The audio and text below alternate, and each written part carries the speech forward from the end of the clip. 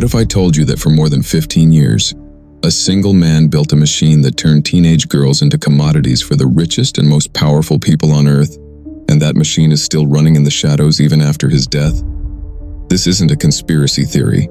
This is straight from the court-sealed files that judges finally forced open between 2024 and 2026. Thousands of pages, hundreds of victim testimonies, flight logs, bank records, emails that were never meant to see daylight. And what they show is worse than anything you've seen in the documentaries or the headlines. Because this wasn't just one sick billionaire on a private island. This was an industrial-scale operation, a pyramid scheme of rape, a blackmail factory so sophisticated that even the FBI couldn't shut it down until the man himself was already dead. Today, in Part 1, we are going deep into the machinery itself, how it was built, how it recruited, how it broke children, and exactly who kept it running at the highest levels of power. By the end of this video, you will never look at the word elite the same way again. Let's begin where it all started. Palm Beach, Florida, 1998. Jeffrey Epstein was already rich. Not rock star rich, quiet, old money rich. He had left Wall Street with millions and a reputation for being the guy who could move money no one else could touch. But money wasn't enough. He wanted control, absolute control over bodies, secrets, and futures. That's when Ghislaine Maxwell entered the picture, daughter of a dead media tycoon, socialite, and the perfect mask for the monster. She didn't just help him, she designed the system. The files reveal Maxwell's technique in chilling detail. She didn't snatch girls off the street, she became their cool older sister. She would walk into Palm Beach Atlantic College, into shopping malls, into Mar-a-Lago's spa, smiling, friendly, dripping with charm. She would spot a girl who looked vulnerable. Maybe her family was poor. Maybe she dreamed of being a model. Maybe she just needed money for school. Maxwell would start with a simple offer. Come give my friend a massage. He pays $200 cash. It's completely innocent. You'll be helping a nice older man with back pain. That was the gateway drug. The first visit was almost always normal. Epstein would lie on the table. The girl would massage his shoulders. He would talk kindly, ask about her dreams, make her feel special. Sometimes he would give her an extra $100 and say, "Come back anytime." But the second visit changed everything. The files contained testimony after testimony of what happened next. Epstein would ask the girl to massage his legs, higher, then remove her top because it's easier, then her shorts. Then he would turn over, fully naked, and the massage became something else. Many girls froze. Some cried. But Maxwell was always nearby, listening at the door, ready to step in with a smile. "You're doing great, sweetie. This is what grown-ups do. Don't be a baby." That single sentence appears again and again in the unsealed grand jury documents released in late 2025. Maxwell normalized horror. She made children believe that if they wanted the money, the gifts, the promise of a modeling career or college tuition, they had to keep going. And the money wasn't just for one girl. It was a pyramid. Every girl who brought a new friend got a bonus, $200 extra. Some victims later told investigators they recruited their own classmates, their own sisters, because they were trapped in the same debt and fear.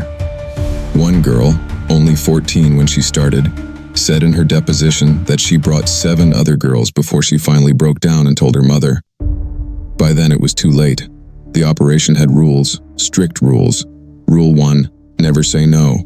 Rule 2, never talk about what happens outside the house.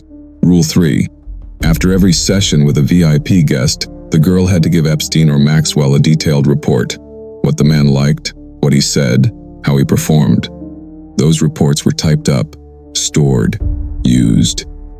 Because every room in every property, the Palm Beach mansion, the New York townhouse, the New Mexico ranch, the private island, had cameras. Hidden, high definition, wired directly to Epstein's private servers. The 2024 and 2025 document releases confirm this. Victims described cameras in the massage tables, in the ceilings of the bedrooms, even in the bathrooms. Epstein would later joke to one girl that he had insurance on everyone who ever visited. And who visited? The names in the files are not rumors. They are sworn depositions and flight logs. Prince Andrew flew on the Lolita Express at least 4 times that we know of. One victim, Virginia Giuffre, described being forced to have sex with him in Maxwell's London townhouse when she was 17. The files contain the photo of the 3 of them together. Giuffre, smiling nervously, Andrew's arm around her waist, Maxwell grinning like a proud mother. Andrew later settled a lawsuit with Giuffre for millions and has never denied the photo. Bill Clinton flew on the plane at least 26 times. The logs show trips to Africa, to Europe, even to the island itself on at least one occasion. In the files, one victim said Clinton was on the island while she was there. Another said Epstein once bragged that he had dirt on the former president that would destroy him. Clinton has denied any wrongdoing, but the documents show he was far closer than the public ever knew. Donald Trump appears in the files too, not just as a neighbor in Palm Beach, but in emails released by the House Oversight Committee in 2026. In one 2019 email Epstein wrote to a friend, "Trump said he asked me to resign. Never a member ever." Of course he knew about the girls, as he asked Ghislaine to stop. Trump flew on the plane 7 times before the 2000s, according to logs. He later banned Epstein from Mar-a-Lago after an incident involving a young girl there. Bill Gates met Epstein dozens of times after Epstein was already a registered sex offender. The files include emails where Gates discussed philanthropy with Epstein while victims were still being trafficked. Gates has called it a mistake. The documents show it was repeated. Then there are the others the public barely talks about. Les Wexner, founder of Victoria's Secret, gave Epstein power of attorney over his entire fortune. The files reveal Epstein used that access to steal hundreds of millions. Wexner's own employees said in depositions that they were ordered to ignore the girls coming in and out of Epstein's New York mansion. Leon Black, billionaire Apollo Global founder, paid Epstein $158 million for financial advice while the abuse was happening. The files contain messages showing Black visited the island. Peter Thiel exchanged emails with Epstein about visiting the Caribbean property as late as 2019. And these are only the ones named in the unsealed documents. The 2026 releases added another 33,000 pages, many still heavily redacted, showing dozens more names from finance, Hollywood, science, and politics. But the real horror wasn't the names. It was the routine. A typical weekend on Little St. James, the private island the girls called Pedophile Island, went like this. A Gulfstream jet would land in St. Thomas. A boat would pick up 4 or 5 girls, some as young as 14. They would be told they were going for a fun weekend modeling shoot. On the island, they would be given skimpy uniforms, schoolgirl outfits, bikinis, and told to serve drinks to the guests. Then the massages would begin, one after another. Sometimes 2 or 3 girls at the same time in the same room. The files contain testimony from a victim who said she was forced to watch while Epstein and a famous scientist abused another girl right in front of her. She was told if she looked away, she would be punished. There were tunnels under some buildings. There were underground rooms. There were safes full of cash and diamonds used to pay off families, and every single second was recorded. One girl described seeing Epstein in his office reviewing footage on multiple screens, laughing, taking notes. She said he once told her, "These tapes are worth more than gold. They own people forever." That is the part almost no other video talks about. This wasn't just sex trafficking. It was a global intelligence-style blackmail operation disguised as a pedophile's playground. The cameras weren't for Epstein's personal pleasure. They were the product, the real currency, and the clients knew it. That's why they kept coming back. That's why law enforcement was told to back off for years. That's why even after Epstein was arrested in 2019, the machine tried to keep running. Ghislaine Maxwell is in prison for 20 years. But the files show she was only the visible face. The real operators, the ones who supplied the girls, cleaned the money, protected the clients, are still walking free. In the next part, we will open the actual documents and read the exact words victims used to describe what happened when the most powerful men in the world were alone with them on that island. But right now, stop for a second and think. Every time you see a billionaire, a prince, a former president, a tech genius on television talking about saving the world, remember this. Somewhere in an encrypted server, there may still be a video of them with a child who was paid $200 to stay quiet. The files are out, the names are named, the horror is documented, and the machine never really stopped. Open the actual pages from the 2026 releases, the ones the Justice Department dropped in January after Congress forced their hand with the Epstein Files Transparency Act. More than 3 million pages, 2,000 videos, 180,000 images. Most are still redacted in places that protect the powerful, but enough slipped through to paint a picture so raw it makes your skin crawl. Let's read the victim's own words. Not summaries, not headlines. Direct from depositions, FBI interviews, and unsealed transcripts that hit the public in waves through 2025 and 2026. One victim, we'll call her Jane to protect what little privacy she has left, testified in a 2019 deposition that was fully unsealed in the January 2026 batch.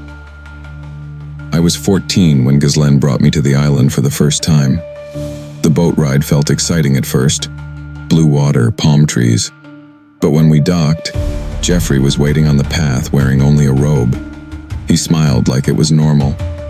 Ghislaine said, "Go with him. He wants to show you your room." My room had a king bed with white sheets and a camera mounted in the ceiling corner. I noticed it right away because the red light blinked once when I walked in. Jeffrey laughed when I pointed it out. He said, "That's just for security, sweetheart. Don't worry, no one sees it but me." That night he came in. He didn't ask. He just took what he wanted. Afterward, he left me crying on the floor and said, "You did good. Tomorrow you meet some friends of mine. Be nice and there's $1,000 for you." The next day, 2 men arrived by helicopter. One I recognized from TV, a billionaire who owns sports teams. The other was a scientist everyone calls a genius. They were polite at dinner, like nothing was wrong. Then Jeffrey took us all to the main house's screening room. Underground, concrete walls, no windows. He played a video. It was me from the night before, naked, crying. The men watched. They laughed. Then Jeffrey said, "Your turn." I was passed between them for hours. The cameras were everywhere, in the lights, behind mirrors. One man whispered to me, "Smile for the lens, kid. This is how we stay friends." When it was over, Jeffrey gave me cash and flew me back to the mainland. He said if I ever talked, the tapes would go to my school, my family, the internet. He had copies everywhere. That wasn't one isolated story. It repeats across dozens of testimonies unsealed in 2026. Another girl, recruited at 15 from a modeling agency Promise, described the temple structure on the island, the blue striped building that looked like a weird observatory from drone photos. In her 2025 interview with FBI agents, released in full last February, Jeffrey called it his sanctuary, but it had a heavy door that locked from the outside. Inside was dark except for purple lights. There was a mattress on the floor and chains attached to the wall. He said it was for role play. One weekend, a prince was there. Not Andrew, someone else from Europe. He spoke softly, but his hands were rough. Jeffrey watched from a chair in the corner, filming on his phone. He said it was art.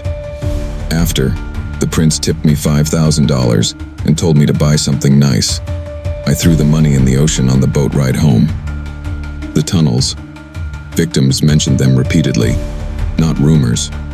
Documented in emails Epstein sent to his architects and contractors, released in the 2026 DOJ dump. One email chain from 2009, unsealed January 30th, 2026. Epstein to his builder. The underground passages need better ventilation. The girls complain about the smell after long sessions. Add discreet exits near the beach. No lights, no cameras on those points. Another from 2012. Reinforce the screening room floor. We had an incident last month. Too much weight from multiple guests. And upgrade the hard drives. I need 4K now.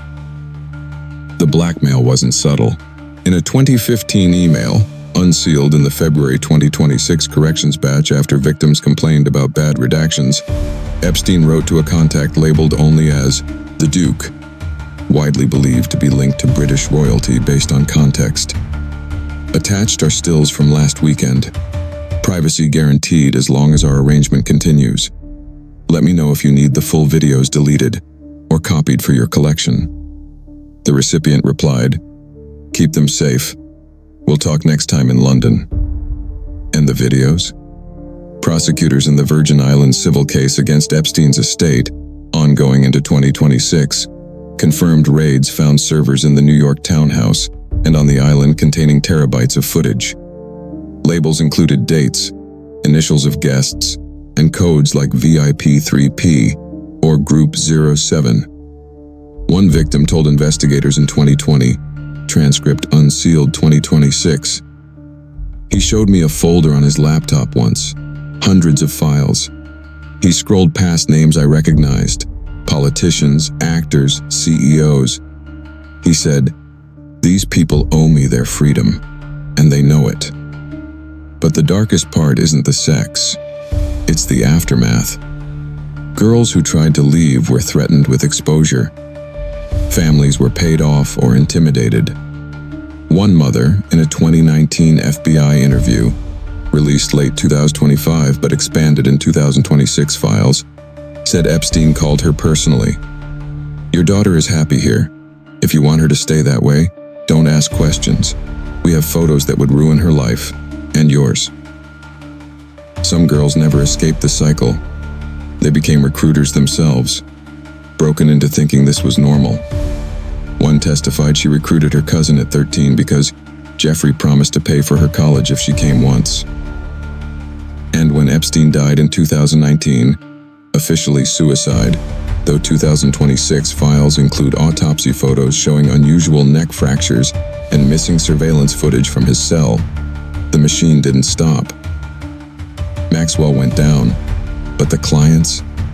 The files name dozens more. Tech moguls who consulted Epstein post-conviction, finance titans who wired millions for advice, even a sitting cabinet member referenced in redacted emails about discreet travel. The 2026 releases include a DOJ memo from August 2025 compiling tips about one high-profile figure, pages of uncorroborated but graphic claims from multiple sources. They detail assaults in tall buildings, blackmailed mothers, threats that lasted decades. Yet no new indictments followed. Why? Because the tapes, if they still exist, are the ultimate leverage. Whoever holds them controls silence. In the final part, we go underground. Literally. We examine the island blueprints, the server logs, the names still fully redacted, and ask the question no one in power wants answered. If the blackmail empire was built to last forever, who's still watching those tapes today? And what happens when one of them decides to leak? This isn't over. The files prove it. The horror is still alive. The 2026 DOJ releases didn't just drop names and testimonies. They included blueprints, emails, construction invoices, architectural schematics from firms like Radica in Florida, paid hundreds of thousands by Epstein between 2017 and 2018, right up until his final arrest loomed. These aren't rumors from podcasts. They are scanned PDFs from the January 30th, 2026 batch. Over 3 million pages total, including 2,000 videos and 180,000 images. Now hosted on the official justice.gov/Epstein library. Look at the island renovation plans for Little St. James and Great St. James. Epstein wanted a ladies' residence, isolated, separate from the main mansion. A master suite described as private and detached. Massage rooms with reinforced flooring for multiple occupants. And below ground, passages labeled for maintenance access and discreet exits near the beach. No lights, no external cameras. One email chain from 2017, unsealed in full. Epstein to his lead architect. Ventilation in the lower passages is inadequate. The humidity causes issues during extended use. Add silent exhaust fans and ensure the flooring is non-slip for safety. Safety. That's the word he used for tunnels where victims said girls were taken when guests wanted privacy away from the main house cameras. Another document, a 2018 invoice for concrete reinforcement under the temple structure, that blue-striped dome everyone photographed from drones. The specs call for soundproofing upgrades and reinforced sub-basement access. Victims in 2025 to 2026 depositions described being led downstairs into concrete rooms with purple lighting, chains on walls, and heavy doors that locked from the outside. One girl said, "It felt like a bunker. No windows, just the hum of air conditioning and Jeffrey's voice on the intercom telling us to behave." The servers. Raids in 2019 and follow-ups through 2025 found massive hard drives in the New York townhouse basement and on the island. Labels from the files, folders coded by date, guest initials, session type, VIP solo, Group 07, 3P Island. Terabytes of 4K footage. Epstein upgraded to high-res in 2012 because, as one email states, clarity is essential for review and archive purposes. Who reviewed? The files show Epstein himself spent hours in his office, multiple screens, taking notes. One victim testified in a transcript unsealed February 2026. He'd pause videos, zoom in, write down what people said during everything. He called it his insurance library, said it kept everyone in line forever. And the untouchables, the ones still walking free even after 3.5 million pages dropped. The DOJ's own diagram of Epstein's inner circle, released January 2026, shows photos of Maxwell, Jean-Luc Brunel, the modeling agent who supplied girls, dead in prison 2022, accountant Richard Kahn, lawyer Darren Indike, but dozens of faces and names blacked out in the public version. Congress got the unredacted view in February 2026. Representatives like Ro Khanna and Thomas Massey spent hours reviewing. Khanna later named 6 on the floor. Leslie Wexner, Victoria's Secret founder, gave Epstein power of attorney over billions. Emirati billionaire Sultan Ahmed bin Sulayem, and others like Nicola Caputo, Salvatore Nuara. Khanna called Wexner a likely co-conspirator based on FBI labels in the files. But the real redacted heavyweights? Still hidden in those ongoing privileged or investigative categories the DOJ withheld. Emails mention the Duke, British royalty context, tech moguls emailing about island visits post-2019, finance titans wiring consulting fees in the millions while abuse continued. Fallout has hit overseas. Norwegian ex-PM Thorbjørn Jagland, charged with corruption tied to Epstein links. British politician Peter Mandelson, arrested, bailed, under investigation. Prince Andrew already settled but named repeatedly. In the US, resignations in business and academia. But the biggest names, the ones in flight logs 20+ times, the ones who met post-conviction, the ones referenced in blackmail-adjacent emails, face no charges. Why? Because the leverage lives on. The server's locations? Some seized, some missing. Epstein bragged to victims about off-site backups in safe hands. One 2019 email, unsealed 2026. Duplicates secured with trusted parties. No single point of failure. If one copy leaks, a hard drive surfaces on the dark web, a disgruntled insider drops files, the empire crumbles overnight. Governments fall, fortunes evaporate, careers end in handcuffs. That's why the machine protects itself. Why redactions persist. Why nothing to see here echoes from some corners, despite 3 million pages screaming otherwise. The girls, now women, still wait for justice. Their names redacted for protection, while the powerful stay shadowed. This is the end of the series, but not the story. The files are public. Download them, read them, share them, because silence is what kept this alive for decades. If you've watched all 3 parts, you know the darkness now.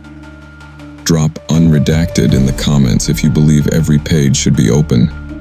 No more black bars over the truth. The tapes exist somewhere.